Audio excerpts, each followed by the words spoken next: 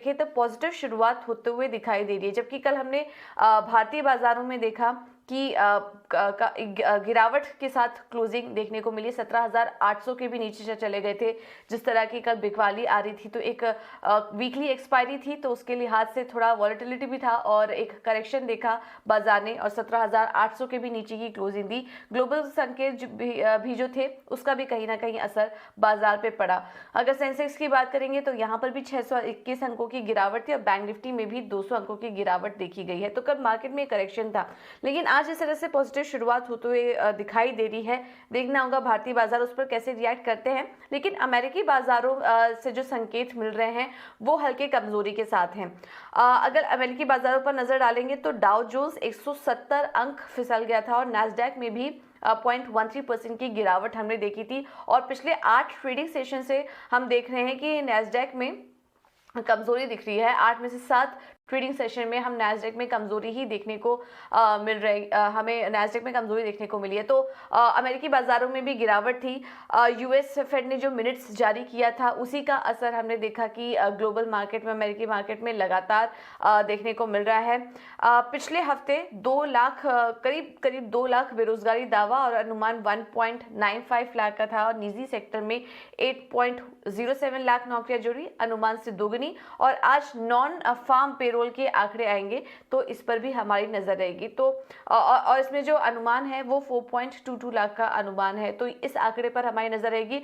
और अब बेरोजगारी के भी कुछ आंकड़े निकल कर आए हैं और 2 लाख बेरोजगारी आंकड़ा था और जो अनुमान था उससे ये ज्यादा दिखाई दे रहा है। तो इस आंकड़े पर भी हमारी नजर थी। और देखिए जो अमेरिकी बाजार हैं उस पर भी इसका असर दिखाई दे रहा है। यूएस फेड मिनट्स का भी जो असर है वो भी ग्लोबल मार्केट में इस वक्त दिखाई दे रहा है। तो अमेरिकी बाजारों से जो संकेत मिल रहे हैं वो तो हल्के कमजोरी के हैं, लेकिन एशियाई बाजारों की जो शुरुआत हो रही है वो काफी पॉजिटिव देखने को मिल रही है। एक्सजीएक्स निफ्टी पर अगर नजर डालेंगे तो करीब 45 अंक ऊपर है।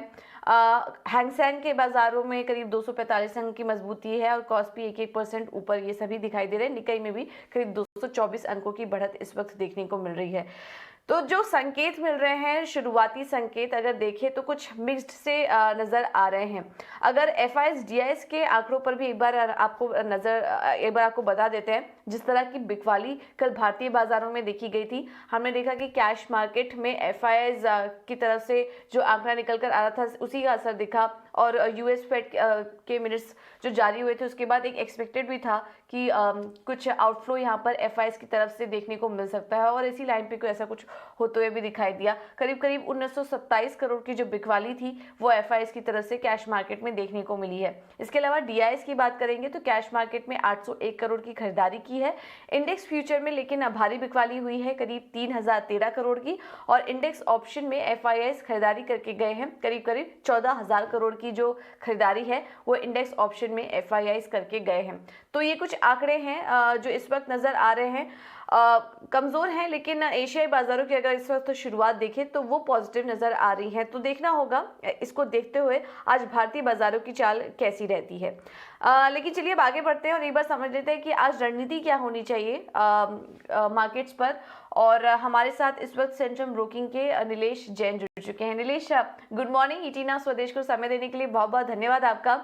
आज आपसे समझना चाहेंगे निफ्टी और बैंक निफ्टी में क्या करें। कल की कमजोरी, कल वीकली एक्सपायरी भी थी, कल एक करेक्शन भी देखा मार्केट में और एफआईएस की तरफ से आउटफ्लो भी था।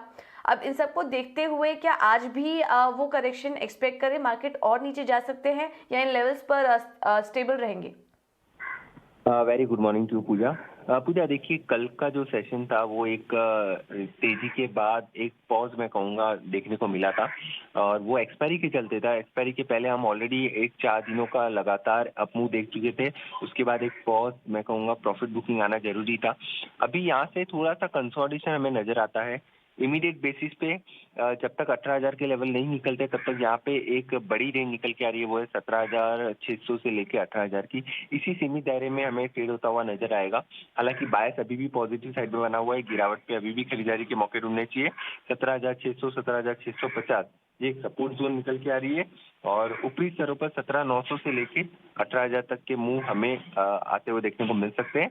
और जैसे ही 18,000 के लेवल निकलेंगे यहाँ पे फिर से हमें एक बड़ी तेजी देखने को मिलेगी। 18,300 से 18,500 तक के लेवल यहाँ पे हमें देखने को मिल सकते हैं जनवरी सीरीज में। आई वोंट बी सरप्राइज अगर हम नया हाई बनाते हैं निफ्टी में जनवरी सीरीज में, क्योंकि प्री बजट रैली है वो ऑलरेडी शुरुआत हो चुकी है, तो उसके चलते अभी भी आउटलुक जो है अभी भी पॉजिटिव साइड में है। वहीं अगर बैंक निफ्टी की बात करें तो लगातार एक आउट परफॉर्मेंस दिखा रहा है जनवरी सीरीज में, और पिछले कुछ महीनों के अंडर परफॉर्मेंस के बाद अब फिर से तेजी लौटती हुई नजर आ रही है बैंकिंग स्पेस में, जो कि एक काफी पॉजिटिव साइन है। तो यहाँ पे बैंक निफ्टी में खरीदारी करने की सलाह होगी। 37,100 का स्टॉप लॉस होगा। 38,000 तक के लेवल हमें बैंक निफ्टी में देखने को मिल सकते हैं। कल के सेशन में भी देखें, बाजार में गिरावट के बावजूद एक relatively outperformance compare to the Nifty and other indices हमें बैंक निफ्टी में देखने को मिला था। तो वो इंडिकेट कर रहा है कि यहाँ पे अभी भी एक स्ट्रेंथ हमें नजर आती है। तो यहाँ पे खरीदारी के मौके ढूंढने चाहिए। 37,100 के स्टॉप लॉस से 38,000 तक के इंडेक्स में हमें पॉजिटिव साइड में मूव देखने को मिल सकता है। ओके, तो इंडेक्स में पॉजिटिव साइड पर एक मूवमेंट देखने को मिल सकता है। बैंक निफ्टी में भी जो व्यू आ रहा है वो अब तेजी का ही निकल कर आ रहा है। तो कल थोड़ी करेक्शन हुई थी इतनी तेजी देखने के बाद, जो कि जायज़ भी था, और इसके बाद अब लेकिन ओवरऑल जो ट्रेंड दिखाई दे रहा है वो पॉजिटिव की तरफ ही है। नीलेश, आपसे स्टॉक स्पेसिफिक आइडियाज़ भी समझना चाहेंगे। आज के लिए किन स्टॉक्स पर नज़र रखेंगे आप? देखिए, दोनों ही खरीदारी के काउंटर है। कंजम्पशन स्पेस में ये फुटवेयर स्टॉक्स हैं, काफी अच्छे लग रहे हैं। जिस हिसाब से कल हमने मेजा इंटरनेशनल में ऑल टाइम हाई बनते हुए देखा था, तो उसके चलते बाटा इंडिया यहाँ पे एक बेस फॉर्मेशन हो रहा है। अपने 200 डे एक्सपोनेंशियल मूविंग एवरेज का सपोर्ट लेके रिवर्सल दिखा रहा है। कल एक बुलिश एंगल्फिंग कैंडलस्टिक फॉर्मेशन भी बनता हुआ देखने को मिला था। 1830 के स्टॉप लॉस से बाटा इंडिया को खरीद के चल सकते हैं।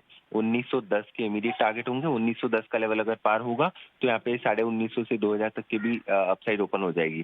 तो फिलहाल के लिए बाटा इंडिया एक पॉजिटिव लग रहा है। उसके अलावा ABFRL एक बहुत ही बड़ी नेकलाइन रीच हुई थी। एक सिमेट्रिकल ट्रायंगल फॉर्मेशन का ब्रेकआउट हमें कल के सेशन में आता हुआ देखने को मिला था। तो ABFRL भी अच्छा लग रहा है। 286 के स्टॉप लॉस से खरीदारी करके चल सकते हैं 308 एंड 312 के टारगेट्स के लिए। ये तो दो मेरे खरीदारी के काउंटर्स जो रेकमेंड किए हैं। उसके अलावा देखिए, बैंकिंग में आउटलुक पॉजिटिव है, तो कुछ बैंकिंग स्पेस से हमें स्टॉक अच्छे लगते हैं। सबसे प्रीफर्ड पिक होनी चाहिए ICICI bank and axis bank. देखिए, दोनों ही काउंटर स्ट्रेंथ दिखा रहे हैं। अगर बैंक निफ्टी में मूव आना है तो ये दो काउंटर है जहाँ पे ध्यान रखना चाहिए। पोजिशनल तौर पे as well as short term के लिहाज से ये दोनों काउंटर में भी खरीदारी की जा सकती है। नीलेश, एक आपने ICICI कहा, दूसरा कौन सा? Axis bank, yes. ओके, तो ICICI और एक्सिस यहाँ पर आप नज़र रख जी। एक्सिस और ICICI बैंक यहाँ पर आप नज़र रखिए।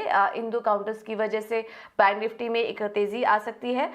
तो ये दो स्टॉक्स होंगे बैंकिंग स्पेस से। और जो दो और कॉल्स दिए गए इसमें आदित्य बिरला फैशन रिटेल 308 के टारगेट्स के लिए, बाटा इंडिया पे भी 1910 के लेवल्स देखने को मिल सकते हैं। स्टॉप लॉस होगा 1830 का। तो ये कुछ ट्रेडिंग आइडियाज़ हैं आज के लिए। नीलेश, बहुत बहुत शुक्रिया आपका समय देने के लिए टीना स्वदेश को। और ये